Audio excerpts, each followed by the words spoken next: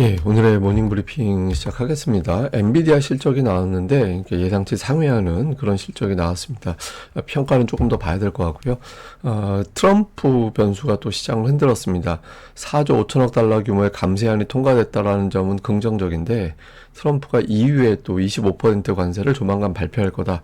이런 내용이 나오면서 후반에 좀 흔들리는 그런 모습을 보였고, 우리 증시는 외국인 투자자들이 5일 연속해서 2천억 원 이상의 순매도, 매도 규모가 제법 되죠. 좀 매도하는 가운데 시장을 잘 버티고 있다. 이렇게 표현하는 게 맞는 것 같고, 어제 같은 경우는 2차 전지, 제약, 재건주 이런 종목군들이 움직였는데 오늘 장에서 어떤 또 변화가 생기는지, 특히 IT 기업들의 어떤 변동성, 이 부분을 주목을 해야겠습니다. 우선 미증시는 혼조로 끝났는데 장중에 흐름이 괜찮았었거든요. 뭐 S&P 500이나 나스닥 같은 경우는 반도체주들이 강세를 보이면서 제법 올라갔다가 중반 넘어가면서부터 후반부에 트럼프의 발언이 나오면서 좀 밀리는 그런 모습을 보였습니다. 그리고 업종으로 보면 테크 업종, 그러니까 뭐 엔비디아라든가 이런 종들이 플러스 나다 보니까 이제 테크 업종이 플러스 나긴 했는데, 전체적으로는 뭐 이렇게 많이 올라가고 많이 빠지고 그런 업종이 없었죠. 그러니까 초반에 괜찮았다가 중반 넘어가면서부터 흐름이 좀 끊겨지면서 어정쩡했어요. 종목들이 다. 예, 어정쩡하게 움직이면서 업종별로도 뭐 크게 올랐다 내려갔다 이렇게 얘기할 수 있는 변화는 없었다. 이렇게 봐야 될 것 같습니다. 이슈들을 정리해보면 우선 엔비디아 실적은 예상치 상회했고, 가이던스도 예상보다는 더 높게 제시를 하긴 했는데, 시장에서는 워낙 엔비디아는 우리가 얘기한 것보다 훨씬 더 좋아야 돼, 뭐 이런 어떤 기대값이 있죠. 그러니까 이런 부분들에 대한 평가는 조금 더 기다려 봐야 될 것 같고, 그 다음에 하원에서 미국의 감세안 통과가 됐거든요. 상원에서 통과가 될지는 더 봐야겠습니다만은, 이게 어떤 의미를 갖냐면, 그동안에 트럼프 대통령은 취임하고 나서 주로 무역전쟁, 관세 쪽에 정책이 집중됐어요. 근데 시장에서는 그동안에 트럼프 취임 전후에서 시장이 올랐던 거는 감세 플러스 규제 완화였잖아요. 근데 이 두 가지는 나오지 않고 그냥 계속해서 무역전쟁 이슈만 불거지다 보니까 미증시가 신통치 않게 움직이는 그런 모습이 나왔었죠. 근데 어쨌든 감세안이 통과가 되면서 트럼프의 어떤 정책, 그 시장에서 기대했던 정책이 시작되는 거 아니냐, 그러니까 이런 어떤 분석이 나왔고, 이 점은 뭐 이후에 이제 상원에서 또 실제 시행까지 뭐 이런 것들에 대한 논란이 있긴 하지만 어쨌든 분위기는 괜찮게 만드는 그런 요인이 됐습니다. 그런데 이제 관세 관련된 언급이 나오기 시작하면서 시장이 흔들렸는데, 우선 트럼프 대통령이 캐나다, 멕시코에 대해서 관세를 한 달간 유예, 4월 2일부터 부과되는 거 같이 말을 했거든요. 그래서 이게 그럼 한 달간 또 유예가 되나 보다라고 시장에서는 평가를 했는데, 그러니까 백악관 측에서는 이 부분에 대해서는 결정된 게 없다. 그러니까 현재의 계획은 다음 주부터 관세 부과다. 그런데 이제 구체적으로 유예할지는 아직까지 결정된 바 없어. 이렇게 또 바로잡는 일종의 해프닝이 좀 있었고요. 그리고 무엇보다 EU에 대해서 25% 관세를 조만간 발표할 거다. 이런 내용이 나왔죠. 자동차 포함한 대부분의 품목에 대해서 관세 부과하겠다라고 이야기를 했거든요. 그래서 무역전쟁 전선이 확장되는 거, 여기에 대한 부담이 있습니다. 이러다 보니까 찰스 슈왑을 비롯해서 여러 어떤 분석가들이 또는 이제 그 기관들이 정책 불확실성에 실제 지표에 영향을 줘서 경제가 압박을 받을 수 있다, 이런 주장들을 제기를 했거든요. 그래서 이 부분이 시장에서는 이제 오후장 들어서 좀 밀리게 만드는 그런 이유로 작동을 했습니다. 다만 이제 그 로이터 설문에 의하면 올해 이제 분석가들은 기업들의 실적이라든가 이런 것들을 바탕으로 증시는 더 올라갈 것이다, 이렇게 이제 전망은 하고 있거든요. 근데 이 전망에도 전제 조건은 관세 전쟁이 없다면, 무역 전쟁이 치명적인 타격을 주지 않는다라면, 이런 전제가 있긴 합니다. 근데 어쨌든 시장은 단기적인 어떤 변동성은 나와도 결국에는 다시 올라가지 않을까, 이런 기대감이 있는 것 같아요. 근데 오늘 같은 경우는 뭐 트럼프가 또 한마디 하면서 이제 시장이 좋았던 분위기가 꺾이는 그런 상황이 만들어졌죠. 뭐 트럼프 발언은 대체로 좀 전에 말씀드린 대로 이런 내용이 있었고, 또 우크라이나 안전 보장에 미국은 참여하지 않는다. 근데 이게 이제 또 대만에 대한 메시지가 될 수도 있거든요. 그러니까 대만도 알아서 니들이 지켜, 뭐 이런 식으로 해석될 수 있는 거잖아요. 관련된 발언에 대해서 뭐 지금 중국하고 잘 지내고 있어, 이런 식으로 우회적으로 표현했다는 얘기도 나오는데, 어쨌든 트럼프의 어떤 발언이 글로벌 경제 환경은 물론이고 이제 안보에도 상당히 좀 변수로 작동하는 그런 상황이고, 또 그 베네수엘라에서 이제 석유 생산하는 걸 일부 좀 풀어줬었거든요. 먼저 바이든 정부에서. 근데 이 생산에 대해서 합의를 또 트럼프는 폐기를 했습니다. 그래서 향후 이제 원유 공급에 미치는 영향이 이제 유가에 영향을 줄 수도 있다, 이런 분석이 나오고 있는데, 근데 어쨌든 트럼프가 거의 매일 정책에 대한 발언이 나오는데 이게 뭐 이렇게 시장에서 좋아할 만한 발언은 아직까지는 없잖아요. 그래서 이런 점이 트럼프의 입 자체가 시장에서는 좀 변수가 되는 것 같다, 이런 주장들이 계속해서 제기가 되고 있습니다. 특징으로는 오늘 장중 기준으로는 엔비디아, 메타, 브로드컴, 그러니까 반도체주들이 강했어요. 반면에 이제 애플은 약했는데, 이제 아무래도 관세 이런 것들 부각되는 것들이 포함이 되다 보니까 좀 부진할 수밖에 없었고, 그리고 테슬라가 오늘 300달러 밑으로 결국에는 떨어졌는데, 브랜드 이미지가 나빠지고 있다라는 거예요. 그러니까 머스크가 계속해서 이런저런 이제 발언들을 쏟아내면서 브랜드 이미지가 나빠지고, 그것 때문에 테슬라 차량 구매에 대해서 거부감을 좀 갖고 있다더라. 그러니까 이런 식의 어떤 해석이 좀 나왔고요. 그리고 오늘 슈퍼마이크로가 이제 급등을 했죠. 재무보고서 제출했다라는 보도가 나오면서 이제 급등을 했고, 오늘 GM이 강세를 보였거든요. 그러니까 배당 늘린다, 25% 배당 늘리고 자사주 60억 달러 자사주 매입한다라는 보도가 나오면서 올랐고요. 그다음에 부동산주가 금리 내려가니까 아무래도 부동산주에는 또 기회가 되죠. 그래서 이런 점들이 주요 특징주로 이제 나왔고, 엔비디아 실적이 나왔는데 매출은 예상치 상회한 393억 달러, 주당 순이익은 89센트, 예상치 84센트 상회했습니다.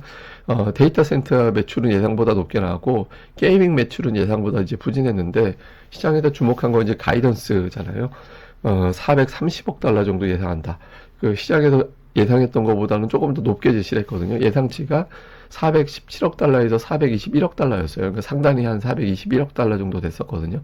그거보다는 이제 높게 있고, 그다음에 블랙웰이 첫 분기에 수십억 달러. 근데 저 수십억 달러는 그냥 마치 몇십억 달러 나온 것 같이 얘기하는데 아마 10억 달러대 정도 되는 것 같은데, 어쨌든 매출이 달성이 됐다. 그러면서 AI 관련된 수요가 빛의 속도로 증가하고 있다, 이런 식의 어떤 표현이 있었습니다. 그래서 전체적으로는 실적은 잘 나왔는데, 그러니까 이후에 이제 뭐 블랙웰 관련된 또 딥시크 관련된 표현이 어떻게 되느냐가 중요해서 현재 실적 발표 직후의 주가는 좀 어정쩡하게 움직이고 있습니다. 아마 우리 증시 개장되기 이후에는 이제 시장에 어떤 변화가 좀 생길 것 같은데, 현재까지로는 투자자들이 내용을 좀 기다리고 있는 것 같다, 이렇게 보면 될 것 같고요. 자, 우리 시장에서는 외국인들이 5거래일 연속해서 2천억 원 이상의 이제 매도를 했거든요. 근데 그 5거래일 동안에 주식시장이 또 그렇게 빠진 건 아니에요. 예, 뭐 빠지기도 하고 올라가기도 하고 거의 뭐 제자리였잖아요. 그러니까 외국인들 매도 대비 시장이 잘 버티고 있는 그런 상황입니다. 근데 이게 보면 외국인들이 저 기간 동안에 매도한 규모가 제법 되잖아요. 그러니까 막 1조 원이 넘는 매도를 했음에도 불구하고 시장이 견딜 수 있었던 거는, 외국인들이 보통 매도를 하면 70% 이상 삼성전자에 집중되는 그런 경향이 있었거든요. 근데 이제 어제 대량 매도해서 그렇지, 그 전까지는 삼성전자 매도도 아니었잖아요. 그러니까 삼성전자에 대한 매도 집중도가 좀 완화되면서 이 부분이 시장에 어떤 그렇게 크게 발목을 잡진 않는 그런 상황이 만들어진 거죠. 뭐 삼성전자가 뭐 그동안에 외국인들 매도 집중되고 주가가 흘러내리고 이런 모습이 나왔었는데, 최근에 물론 주가가 좀 빠지긴 했지만 뭐 이렇게 쭉쭉 빠지고 뭐 이런 분위기는 아니잖아요. 그래서 지금 외국인들의 매도하는 가운데 매도 패턴이 작년과 좀 달라졌고, 이런 점이 매도에도 불구하고 시장이 좀 버티는, 그러니까 상대적으로 시가총액 영향력이 작은 종목 쪽에 매도가 나오다 보니까 좀 규모 대비 시장이 지금 아직까지는 버티는 그런 이유로 작동을 했고요. 그리고 이제 주봉하고 월봉을 보면, 코스피는 이제 주봉에서 좀, 여기쯤에선 저항이 되겠구나. 이게 저게 이제 200주선입니다. 그러니까 대략적으로 한 5년 추세선, 4, 5년 정도의 어떤 추세선을 의미하는 거거든요. 이걸 돌파하는데 좀 어려움이 있죠.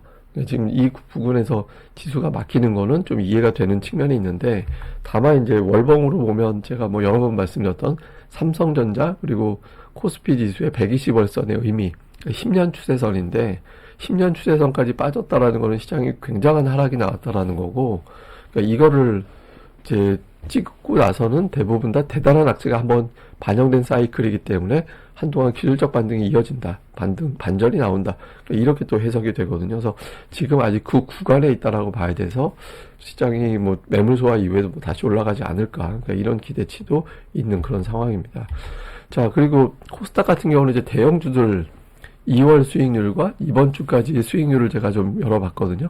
그러니까 대부분 다 리가켄 바이오를 제외하고는 월간 수익률은 대부분 다 좋고 레인보우 로봇 같은 경우가 가장 강력하죠. 그런데 이번 주로 한정해서 보면 HLB, 그 삼천당제약, 에코프로 이런 종목군들이 상대적으로 더 선전하는 그런 모습이 나오고 있거든요. 그리고 이제 레인보우 로봇이 좀 꺾이고 리가겐 바이오는 뭐 계속해서 좀 약한 그런 모습이 나오고 있고, 근데 이 중에서 2차 전지의 어떤 흐름을 좀 주목을 해봐야 될 것 같아요. 그러니까 이틀 전에 큰 폭 하락, 어제 반등, 그러니까 5% 넘게 빠진 걸 그 다음날 거의 다 바로 만회하는 그런 움직임이 나왔었거든요. 그래서 이게 뭐 지수를 끌어줄 수 있을지 또 발목을 잡을지는 더 봐야겠지만, 저 121선이 고비가 되는데 저 121선을 넘어가게 되면 기술적 반등 이상의 어떤 의미를 시장에서는 부여할 가능성이 있거든요. 그래서 지금 이 부근이 상당히 중요한 고비가 될 수 있고, 코스닥 주도주구도에도 좀 변수가 될 수 있는 사안이라 에코프로비엠이 저 121선 위로 올라서게 되는지 이 부분도 중점적으로 살펴봐야 될 것 같습니다.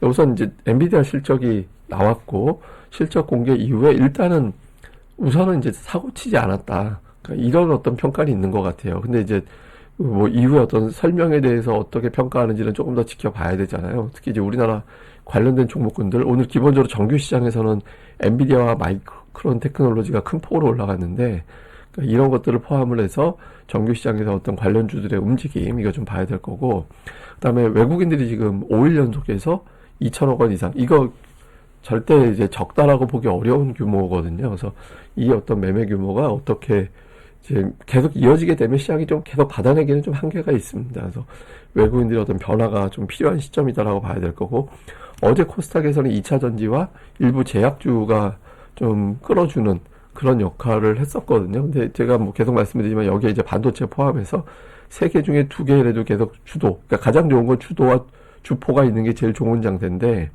지금은 순환매라도 돌아주면 코스닥은 어쨌든 꾸역꾸역 올라갈 수 있는 환경이 되거든요. 그래서 그런 흐름들이 나오게 되는지, 그리고 3월에 이제 관세, 이제 지금 멕시코하고 캐나다에 대해서 유예가 되는지는 알 수는 없지만 투자자들은 3월에 대한 어떤 긴장도가 좀 높아질 수 있거든요. 그러니까 이런 걸 앞두고 자동차, 반도체 등등의 어떤 수출주들의 움직임이 어떻게 나오는지, 일단 그 엔비디아 실적 발표하는 과정에서 현대차가 언급된 내용이 있긴 한데, 어쨌든 수출주들에 대한 어떤 동향, 어떻게 반응이 나오는지, 특히 외국인들이 관련된 종목군들에 대해서 좀 매수가 시작되는지, 이 부분도 상당히 중요한 변수로 봐야 될 것 같습니다. 근데 최근에 코스피하고 코스닥의 어떤 그 수급 추이를 좀 보면, 올해 들어서의 어떤 움직임을 보면 코스피 같은 경우는 기관이 매수하는 구도가 되고 있죠. 그러니까 개인이 아니라 기관이 매수하면서, 특히 연기금이 아무래도 매수하고 있고, 여기에 이제 금융투자가 매수로 붙다 보니까 이제 기관들의 매수가 잡히고 있는데, 반면에 이제 외국인들은 초반에 매수하다가 최근 들어서 보면 패턴이 쉬었다가 한번 팍 던지고 쉬었다가 한번 팍 던지고, 그러니까 이런 형태가 나오는 것 같이 보여지잖아요, 언뜻 보면. 그러니까 외국인들이 지금 이런데 지금 기관이 매수해주고 있으니까 지수가 버티는 건데, 여기서 기관마저 팔고 개인들이 매수하는 장세가 되면 골치 아픈 거죠. 지금 제일 좋은 건 기관이 무한정 매수할 수는 없기 때문에 외국인들의 매도가 진정이 되느냐, 이게 되게 중요하고, 코스닥 같은 경우는 최근에 개인들이 매수하면서 이제 시장, 보통 개인이 매수하면 시장이 안 올라가거든요. 근데 개인이 매수하고 있음에도 불구하고 시장은 좀 올라가고 있죠. 이 이유는 외국인 기관 투자들이 대형주들은 또 계속해서 매수하고 있거든요. 그러니까 선별적인 어떤 매수하면서 지수가 빠지지 않도록 또 관리하는 그런 측면이 있습니다. 이게 작년하고 비교를 해보면, 작년도 하반기에 보면 코스피는 뭐 외국인들이 무려 21조 원 매도했죠. 근데 기관들이 매수하면서 이제 방어했다고는 하지만 외국인들이 무려 21조 원이나 팔다 보니까 뭐 국내 투자들로 방어가 안 되는, 지수 방어가 어려운 그런 상황이었죠. 코스닥 같은 경우는 작년도에 개인하고 외국인들이 매수를 하고 기관은 팔고, 그러니까 이런 형태가 됐는데, 대형주들 특히 2차전지 이런 종목군들에 대한 어떤 하락이 이어지다 보니까 시장이 좀 버티기가 어려웠거든요. 근데 작년하고 올해하고 수급이 미묘하게 좀 달라요. 특히 대형주들에 대한 수급이 달라져 있는 상태거든요. 그러니까 근데 지금은 그 달라져 있는 대형주, 예를 들어 삼성전자 계속 팔기만 했었는데 올해는 좀 달라졌다든가, 뭐 최근에 2차전지라든가 제약바이오에 대해서는 일부 외국인들의 매수가 유입된다든가, 이런 환경이 좀 달라져 있죠. 그래서 그러니까 이런 구도가 이어지는지 제가 보기에는 조금 변화가 또 생길 것 같거든요. 대형주 업종에 대해서는 현재는 예탁금 증가 없는 외국인 기관의 종목 장세니까 이런 부분들을 좀 중점적으로 보면서 관련된 종목군들 집중적으로 좀 관심을 갖는 게 중요할 것 같습니다. 그리고 오늘은 제가 오후 방송이 좀 늦어질 것 같아요. 그래서 평소보다 늦어질 수 있으니까 평소하고 다르게 올라와도 그러려니 하시면 될 것 같고, 올라오는 시간 확인하시려면 알림 설정, 구독하기 해두시면 도움이 되니까 또 많이들 부탁드리겠습니다. 감사합니다.